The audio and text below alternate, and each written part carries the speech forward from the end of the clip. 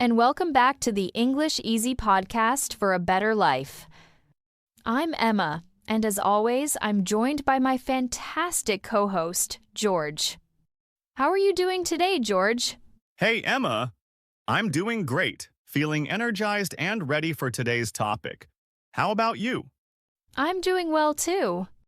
Today, we're going beyond vocabulary lists and grammar rules.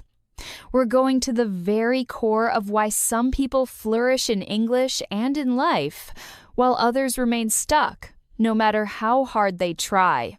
We're talking about a deceptively simple principle. One you've likely heard, but perhaps never fully felt. You become what you think. This isn't just a nice quote for a motivational poster. It is a neurological, psychological, and observable reality. The conversations you have with yourself in the quiet of your mind don't just reflect your reality, they actively create it. And this includes your reality as an English learner. That voice that says, "I'm not good at this," or "My accent is terrible," or "Everyone will laugh." That voice isn't just commenting, it's constructing. It's building the walls of your comfort zone, brick by mental brick. In this episode, we will explore the science of thought. We'll understand how your self-talk directly wires your brain for success or failure. And most importantly, we'll give you the tools to reprogram that inner voice from a critic into your most supportive coach. This is about more than English. This is about reclaiming the authorship of your own story. So, let's begin.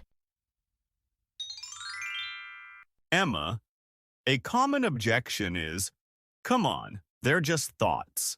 They float in and out. What matters is what I do." It's a fair point, George, but modern psychology and neuroscience reveal a crucial link. Thoughts are the blueprint, actions are the construction. Think of it like this. Before any great building exists, it first exists as an idea, then a plan. Your thoughts are the plan for your behavior. The industrialist Henry Ford captured this perfectly decades ago. Whether you think you can or you think you can't, you're right. This is profound in its simplicity. Your belief isn't a prediction of the future, it's a permission slip. Believing "I can" gives your brain permission to search for ways to persist through difficulty. Believing "I can't" instructs your brain to look for evidence to stop, to justify giving up. Let's apply this to English. Learner A thinks, "This is hard, but I can figure it out." When they hit a difficult listening exercise, their brain, operating on that "can" permission, engages in problem solving. Let me replay that. Maybe I can read the transcript. What words did I miss? Learner B thinks, "I'm just not a language person. This is impossible." Faced with the same exercise, their brain, following the "can't" directive, seeks confirmation. "See? I didn't understand. This proves I'm bad at this. I should do something easier." The external challenge was identical. The internal narrative dictated the outcome. This is the hidden power of thought. This brings us to one of the most hopeful scientific discoveries of our time: neuroplasticity. Let's break that big word down. Neuro means related to the brain. Plasticity means moldable, changeable. Neuroplasticity means your brain is not a fixed, hardwired machine. It is a living, changing garden.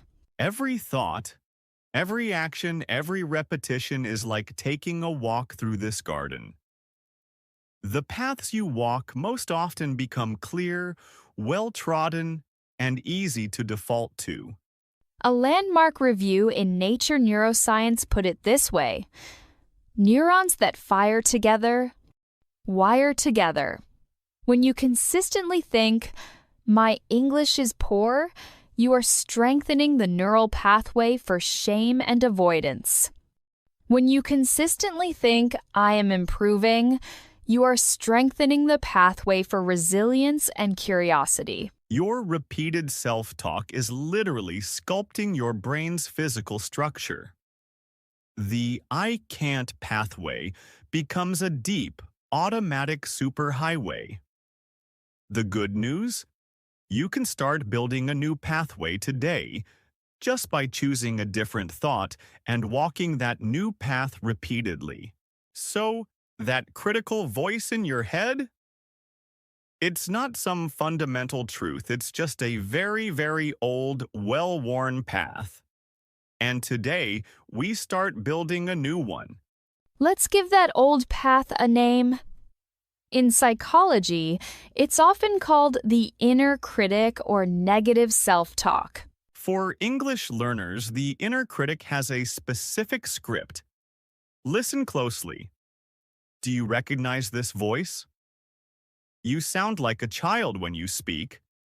Your accent is so heavy, no one understands you. Why can't you remember this simple word? You've studied it 10 times. Look at them, they're fluent. You'll never be like that. Here's the devastating irony. You would never speak to a friend learning your language this way. If a friend mispronounced a word, you'd be patient. You'd encourage them. You'd say, "It's okay, you're learning." Yet, we speak to ourselves with a cruelty we'd tolerate from no one else. And because of neuroplasticity, with every repetition, we believe the critic more deeply. We become what it says. This critic creates a self-fulfilling prophecy of silence. The fear of confirming the critic's nasty predictions, "You'll sound stupid," leads to the very behavior that proves it, not speaking at all.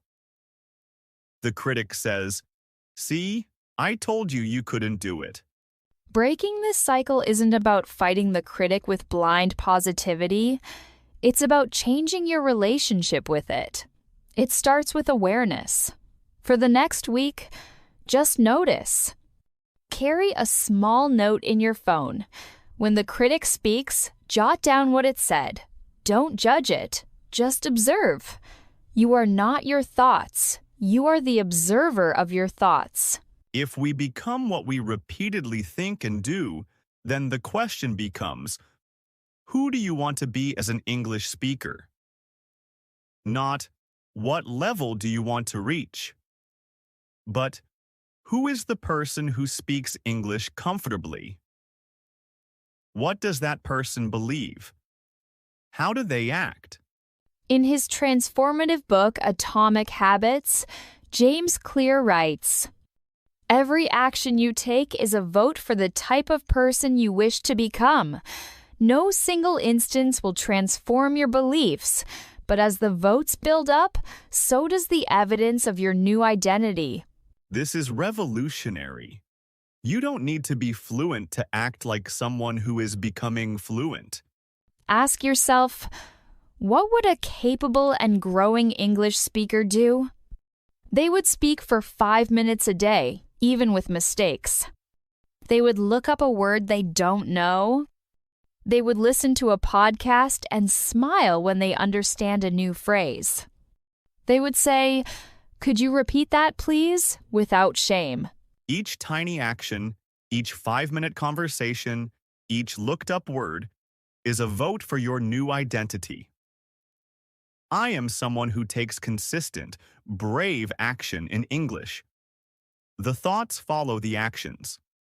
You start acting as if you are that person, and soon you become that person. Theory is great, but change happens in practice. Here is your toolkit. Tool 1. The thought swap. Catch the old, critical thought and consciously replace it with a true, helpful one. Old. I'm so bad at listening. New. My listening is improving with practice. This is a factual, growth-oriented statement. Tool 2. The yet power. Add one magical word to any limiting statement. I don't understand fast speakers. Yet. I can't express complex ideas. Yet. This word opens the door to the future. Tool 3. The third-person coach. When you're nervous, talk to yourself in the third person. Research from Michigan State University shows this reduces anxiety. Instead of, I'm so nervous for this call, try, okay, George, you've prepared for this. You know the topic. Just listen and respond one sentence at a time. It creates psychological distance and makes you your own coach. Tool 4. Celebrate micro-wins. Your brain learns by what you reinforce. Did you send a message in English? Win. Did you understand a movie scene without subtitles? Win. Say it out loud. Good job. You did that. This wires your brain for pride and motivation, not fear. Tool 5. Curate your input. Your thoughts are fed by what you consume. Follow social media accounts that inspire learning, not ones that only show perfect fluency.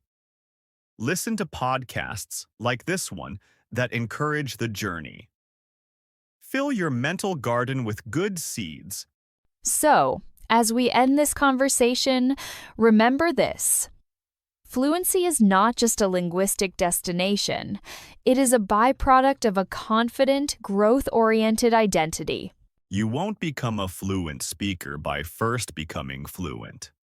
You'll become fluent by first becoming the kind of person who practices fluency, bravely, consistently, and kindly toward themselves.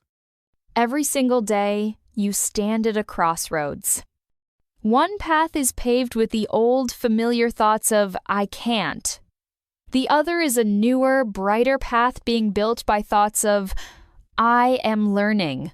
The path you choose, the thought you reinforce, is the path that becomes your life. It becomes your English. Choose growth. Choose curiosity. Choose to speak, even softly. Your mind is listening, and it will become what you tell it. You are not just learning a language, you are building a new version of yourself. And that is the most powerful skill of all. And that's everything for today's episode. Thank you so much for listening. If you enjoyed this episode and learned something new, make sure to hit the like button and subscribe to the channel. Because your support helps us create more helpful lessons for you. Stay motivated, keep practicing, and we will see you in the next episode.